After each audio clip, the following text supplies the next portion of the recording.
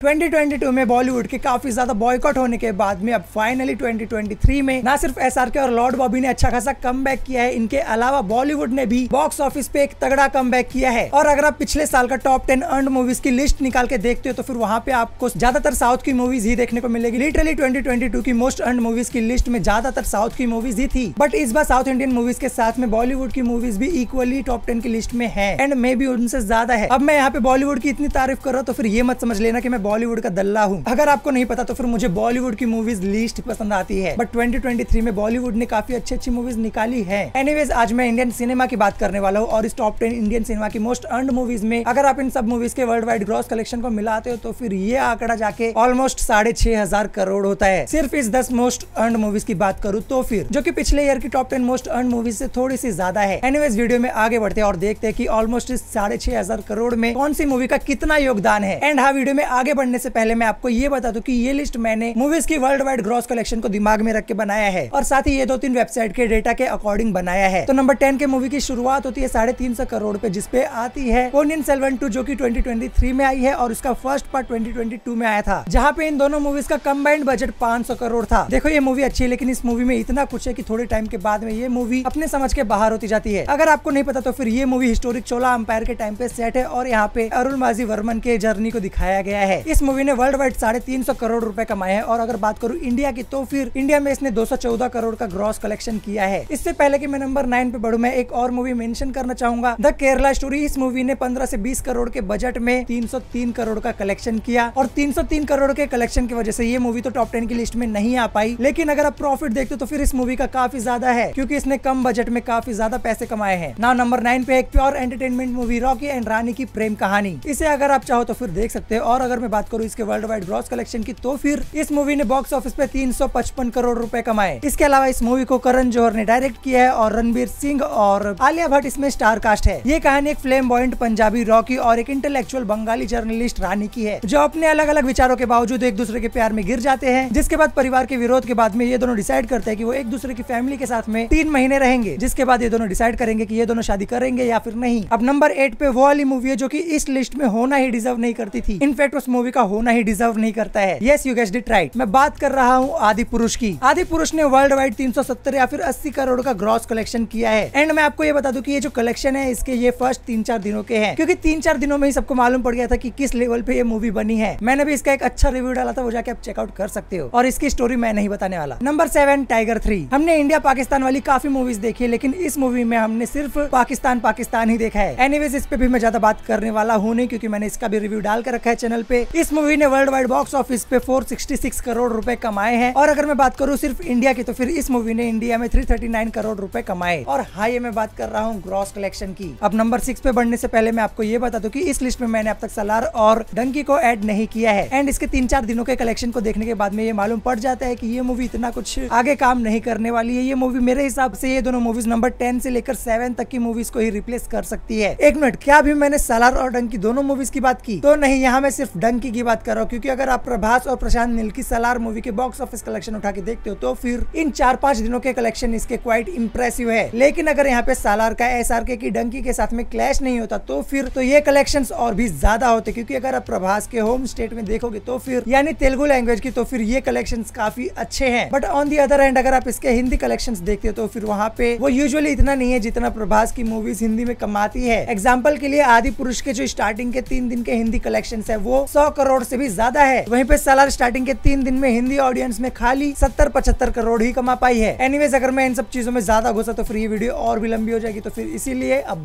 बस मैं अभी आपको इतना बता देता हूँ कि सालार ने अब तक वर्ल्ड वाइड 400 से 450 करोड़ का कलेक्शन किया है। एंड जब आप ये देख रहे हो तो फिर शायद से ये नंबर्स अलग हो, बट मैं यहाँ पे इतना बोल सकता हूँ कि आगे चल के अगर ये वाली मूवी नंबर 4 पे भी आ जाती है इस लिस्ट के तो फिर या फिर नंबर 3 पे भी आ जाए, लेकिन मेरे हिसाब से ये मूवी नंबर 2 पे तो नहीं आ पाएगी। खैर ये मेरा अजम्पशन है, आगे चल के आप इस मूवी को अपने हिसाब से इसके कलेक्शन के हिसाब से इस लिस्ट में जहाँ पे भी जाती है वहाँ पे एडजस्ट कर सकते हो। एनीवेज अभी के लिए नंबर 6 पे है जेलर। इस मूवी ने वर्ल्ड वाइड बॉक्स ऑफिस पे 607 करोड़ का ग्रॉस कलेक्शन किया और इस मूवी ने सिर्फ और सिर्फ इंडिया में 408 करोड़ का कलेक्शन किया। एंड मुझे पता है कि आपको पता है कि इस मूवी में थलाइवा रजनीकांत है और इस मूवी को डायरेक्ट किया है नेल्सन दिलीप कुमार ने। मूवी के प्लॉट में अपने को एक रिटायर्ड जेलर देखने को मिलता है जो कि अपने बेटे के किलर्स को यानी अपने बेटे के कातिलों को ढूंढने निकला है, बट बाद में ये रास्ता उसे थोड़े फैमिलियर लेकिन थोड़े से डार्कर जगह ले जाता है। नंबर 5 लोकेश कनगराज डायरेक्टेड लियो मूवी। लियो मूवी लोकेश कनगराज के सिनेमैटिक यूनिवर्स का एक पार्ट है जो कि कैथी और विक्रम मूवी के बाद में इस सिनेमैटिक यूनिवर्स का हिस्सा बनी और इस मूवी ने टोटल 620 करोड़ का बिजनेस किया। मूवी के बेसिक प्लॉट की बात करें तो फिर मूवी में अपने को पार्थिबन नाम के एक बंदे की कहानी दिखाई गई है जो कि हिमाचल प्रदेश में एक माइल्ड मैनर्ड कैफे का ओनर है। बट एक दिन उस कैफे में कुछ गुंडों द्वारा वहाँ पे हमला हो जाता है, लेकिन वहाँ पे सेल्फ डिफेंस के चक्कर में पार्थिबन उन सबको मार देता है, जिसके बाद में एक ड्रग कार्टेल का ध्यान उस पे आ जाता है, जिसके बाद में पार्थिबन की लाइफ पूरी चेंज हो जाती है। Overall movie is good. Number 4 पे है गदर 2 जो कि मुझे इतनी कुछ खास नहीं लगी थी, लेकिन इस मूवी ने बॉक्स ऑफिस पे शॉकिंगली 691 करोड़ का world wide box office collection किया। मेरे हिसाब से इस लिस्ट में गदर 2 के जगह पे इस रैंक पे 12th फेल आ जाती तो फिर ये लिस्ट ज्यादा बेटर लगती। बट एनीवेज अगर हम बात करें नंबर 3 की मूवी की तो फिर वो है एनिमल, जो कि थिएटर्स में अभी भी लगी हुई है और इसके कलेक्शंस धीरे धीरे तो बढ़ ही रहे हैं। लेकिन फिर भी अगर मैं बात करूं तो फिर इस मूवी ने वर्ल्ड वाइड 859 करोड़ का कलेक्शन किया टोटल। और अगर मैं बात करूं इंडिया की तो फिर इसने इंडिया में सिर्फ 634 करोड़ का ग्रॉस कलेक्शन किया।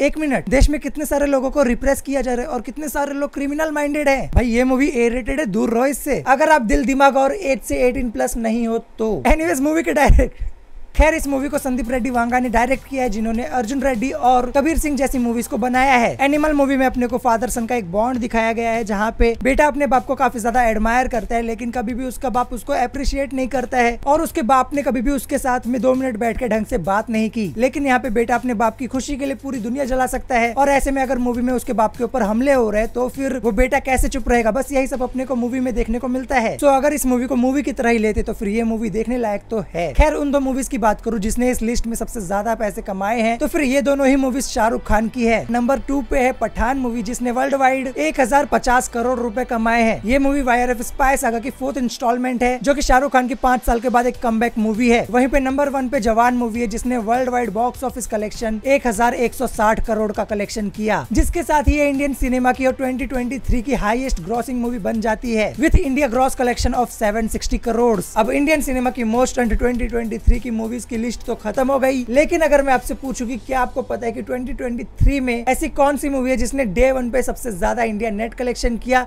शायद ही आपको ये चीज पता होगी। वेल डे 1 पे सबसे ज्यादा इंडिया नेट कलेक्शन करने वाली मूवी की बात करें तो फिर तो यहाँ पे 5th नंबर पे है एनिमल, 4th पे है लियो, 3rd पे है जवान, 2nd पे है आदि पुरुष और नंबर 1 पे है सलार। तो फिर मानो या ना मानो, लेकिन प्रभास की कोई भी मूवी हो वो कैसे भी करके स्टार्टिंग के दिनों में काफी सारे रिकॉर्ड तो तोड़ती ही है। खैर तो ये थी वो टॉप 10 मूवीज जिसने इंडियन सिनेमा में 2023 में सबसे ज्यादा पैसे कमाए हैं। तो ये तो हो गई वो लिस्ट जो कि मैंने अभी बताई है और जिस मूवी ने काफी पैसे कमाए। लेकिन अब आप बताओ कि इस लिस्ट में कौन सी मूवी को नहीं होना चाहिए था, कौन सी मूवी को इस लिस्ट में होना चाहिए था जो कि इस लिस्ट में अभी नहीं है। कमेंट सेक्शन में जरूर अपने ओपिनियंस बताना। बाकी ईयर एंड हो चुका है तो फिर ऐसी ही टॉप 10 लिस्ट अभी आने वाली है। बाकी अगर आपने अब तक मेरी ये वाली वीडियोस नहीं देखी तो फिर इसे भी आप चेकआउट कर सकते हो। मिलूंगा मैं आपको अगली वीडियो में, तब तक के लिए टाटा।